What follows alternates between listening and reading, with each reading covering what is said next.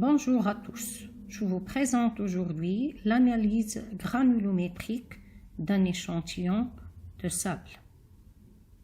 Tout d'abord, je vous présente le matériel utilisé, des échantillons de sable, une colonne de tamis, une tamiseuse, une balance électronique, de l'acide chlorhydrique, de l'eau oxygénée, de l'eau distillée et une étuve.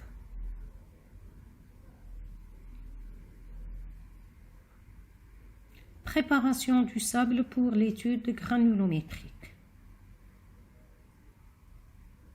On pèse 150 grammes d'un échantillon de sable.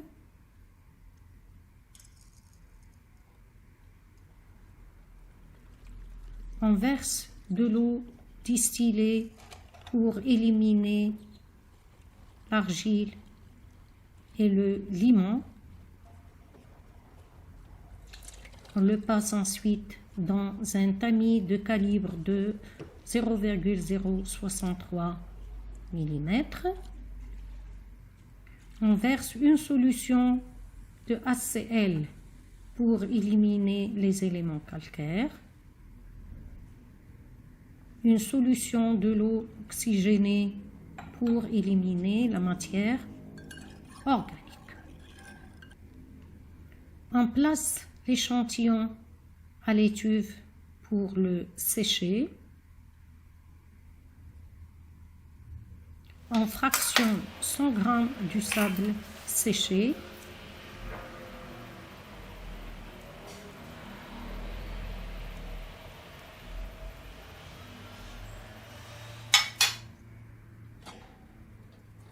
On place l'échantillon dans une colonne de tamis dont le diamètre des mailles est décroissant du haut vers le bas. On fait vibrer pendant 15 minutes et on pèse les fractions retenues par chaque tamis.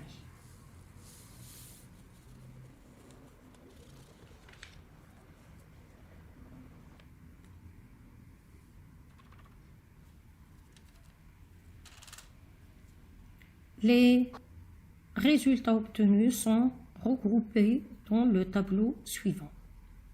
On représente le diamètre des grains en millimètres, le pourcentage pondéral et le pourcentage cumulé qui représente la somme du poids d'un tamis plus le poids des tamis précédents. Représentation graphique et indice de classement. On représente l'histogramme et la courbe de fréquence en plaçant sur l'axe des ordonnées le pourcentage pondéral et sur l'axe des abscisses le diamètre des grains en millimètres. On trace l'histogramme et ensuite la courbe de fréquence. La courbe de fréquence représente deux modes, donc deux pics. Donc c'est une courbe de fréquence plurimodale. Le sable est hétérogène, mal classé. Il s'agit d'un sable fluviatile. Dans le cas où la courbe de fréquence est unimodale, il s'agit donc d'un sable homogène. On a deux cas.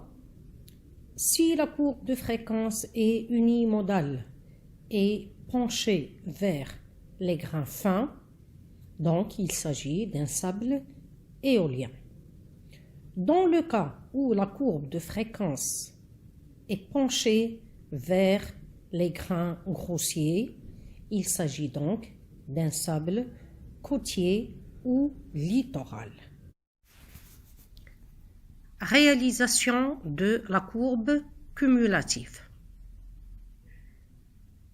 On représente sur l'axe des ordonnées le pourcentage cumulé et sur l'axe des abscisses le diamètre des grains en millimètres.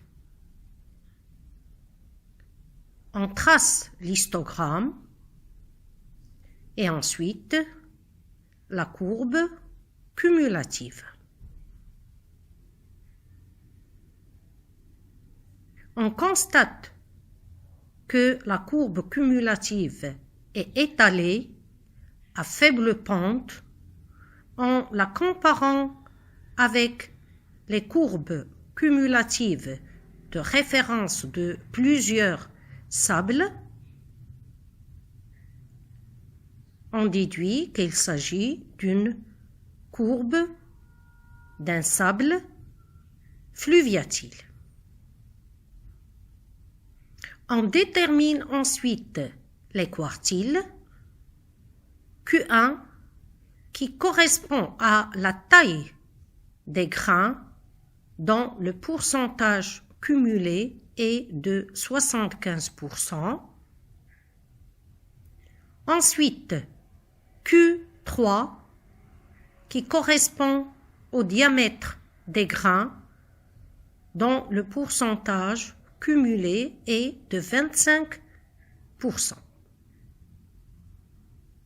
Ensuite, on calcule l'indice de Trask et 0 est égal à racine de Q3 sur Q1 qui est égal à 1,55. En utilisant le tableau de l'indice de classement des sables, on constate que le sable étudié est moyennement classé, donc il s'agit bien d'un sable fluviatile.